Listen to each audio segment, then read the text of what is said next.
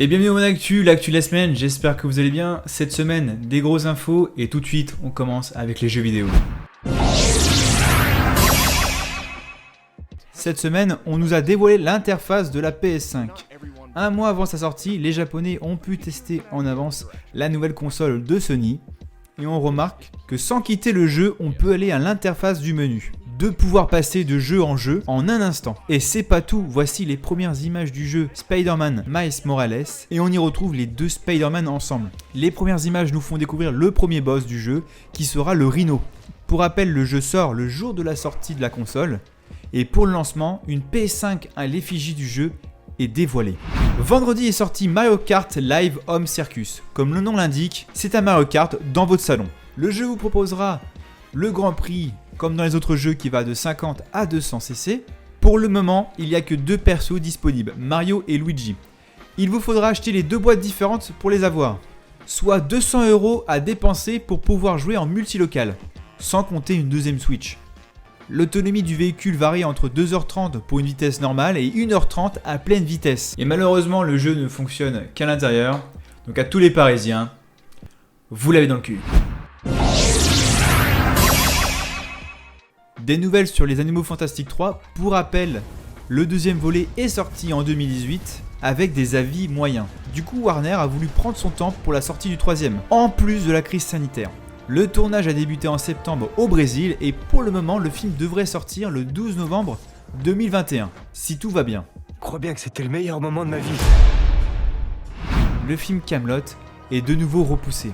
Le film devait sortir le 25 novembre 2020, mais une fois de plus, l'épidémie a pris le dessus. Alexandre Astier n'a pas donné de nouvelles dates, mais l'équipe tient à présenter le film sous de bonnes conditions dans les salles de cinéma.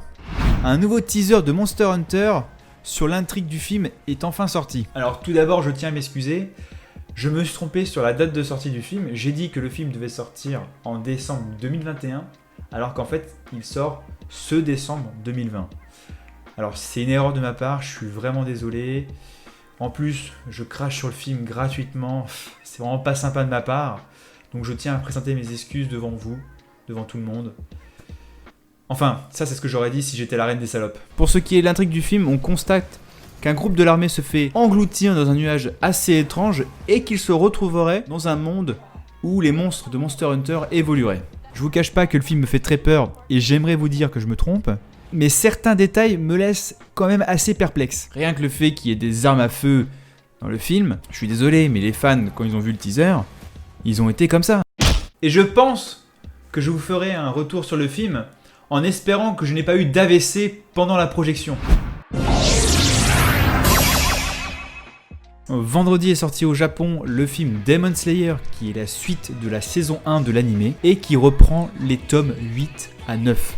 Et en un week-end, le film a récolté 44 millions de dollars et devient le plus grand lancement mondial du box-office au Japon. Malheureusement, pour la sortie française, il va falloir attendre encore 2 mois minimum si tout va bien. En attendant, pour ceux qui n'ont pas vu l'anime, foncez le voir. La saison 1 fait 26 épisodes.